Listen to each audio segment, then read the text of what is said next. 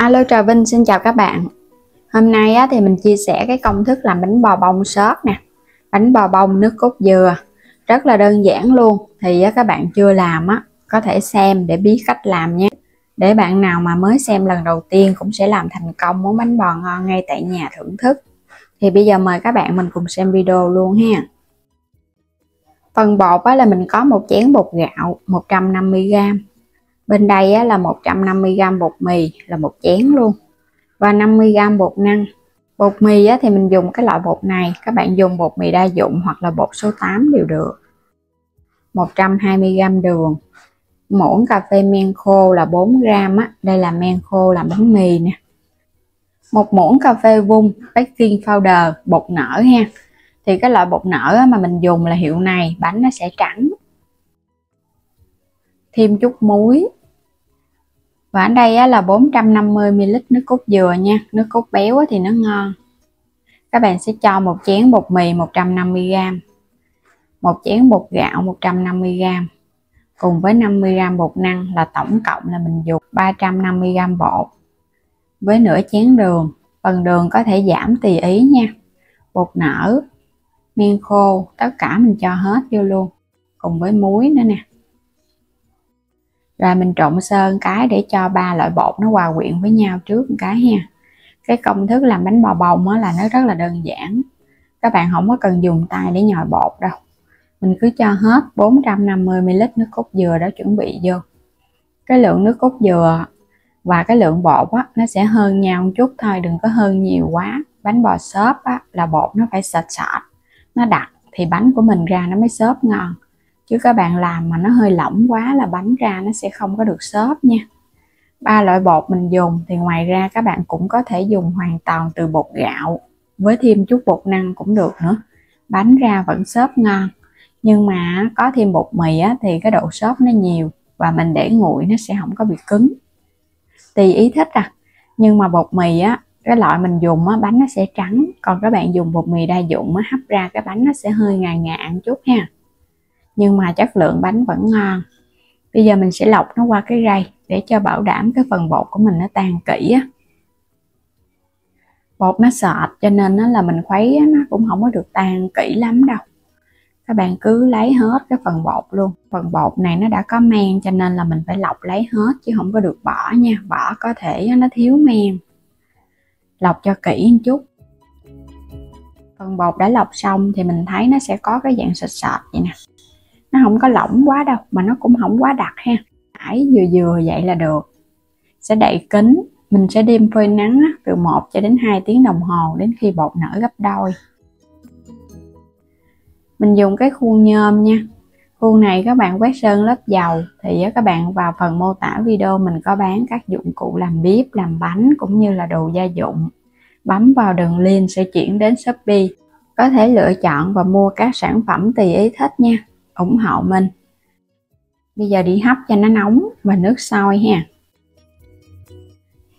Bột mình ủ 2 tiếng đồng hồ rồi đó. Mình cũng có phơi nắng để cho nó nhanh nở.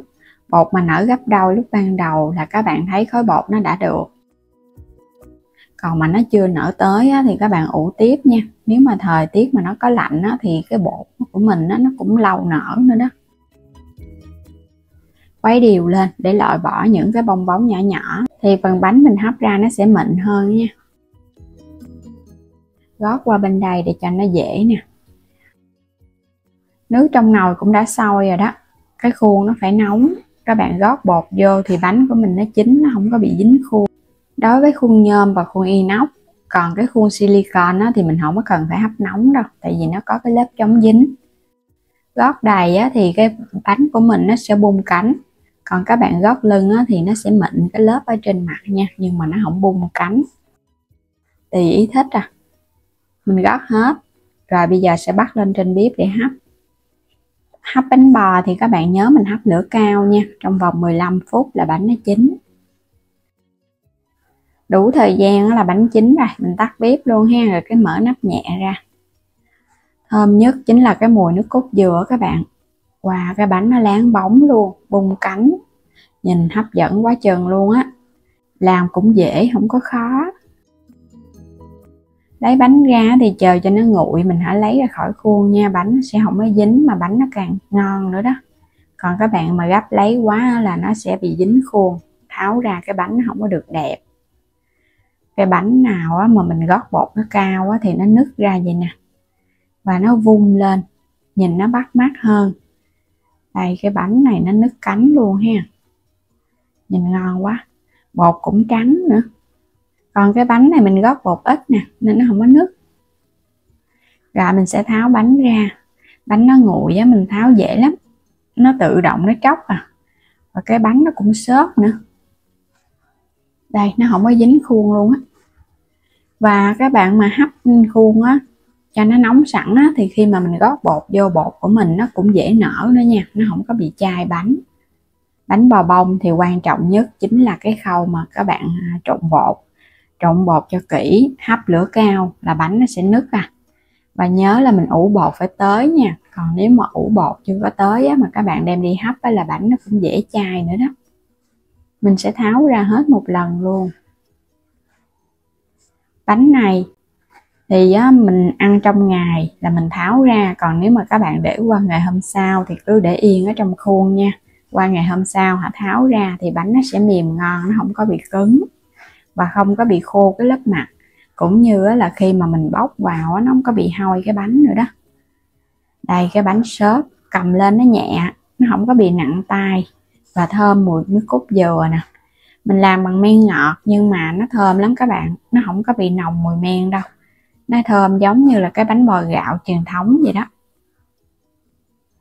Bên trong rất là xốp luôn, bông xốp mềm y như cái bông mút luôn á, từ trên xuống dưới bánh nó xốp chứ nó không bị chai.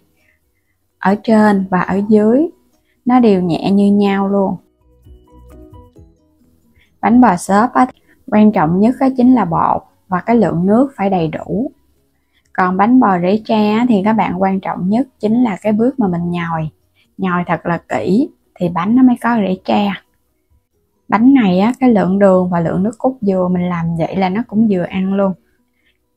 Nó béo, ngọt, đậm đà, thơm nè. Bánh bò không thể thiếu chính là cái độ béo từ nước cốt dừa. Nếu mà các bạn làm nước cốt dừa không béo là bánh nó không ngon. Và bây giờ thì cảm ơn các bạn đã theo dõi hết video của mình nha. Nếu chưa đăng ký thì bấm đăng ký ủng hộ Alo Trà Vinh và Alo Trà Vinh 2. Mua thêm các sản phẩm thì mời các bạn bấm vào đường link ở trong phần mô tả video nha. Chuyển qua Shopee để lựa chọn và mua các sản phẩm tùy ý thích nha. Ủng hộ mình. Cảm ơn các bạn. Xin chào tạm biệt và hẹn gặp lại các bạn ở những video tiếp theo.